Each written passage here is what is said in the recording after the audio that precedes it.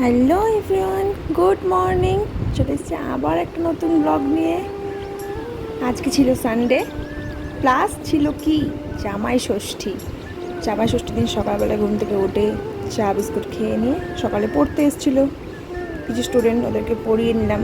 পড়িয়ে নিয়ে তারপর আমার একটা স্টুডেন্টের মা আর কি, তো সে আমাকে লুচি আর তরকারি পাঠিয়েছিল।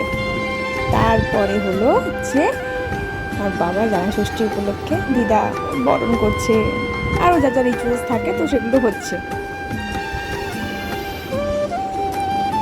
আর মা করছিল হচ্ছে পনিরের তরকারিটা, মানে আমারই রান্না করার কথা ছিল, কিন্তু সে আর কি আমার রান্না করা, এই যে পরে মা পনির করা নেওয়ার পর আমি করছিলাম রাইসটা।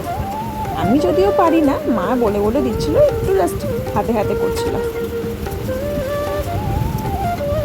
তো আর একটা জিনিস জানো তো কি, এই যে মার শরীর খারাপ, কিন্তু দেখো আমি রান্না করব বলেছি, আমি রান্না করবো, আমি যেমন করবো সেমনই করবো, কিন্তু তাও মা চলে এসছে লাফিয়ে লাফিয়ে আমাকে সাহায্য করতো না, অ্যাকচুয়ালি মাই রান্না করছিল, আমি আর কি মাকে একটু হেল্প করছিলাম। ওই দেখো মিক্সিংটাও মাই করছে, ওই ভাজা টাজাগুলো আমি করছিলাম, মিক্সিংটাও যদি ভালো করে না হয় যদি মাই করছে, মাই অ্যাকচুয়ালি সব কিছু করেছে।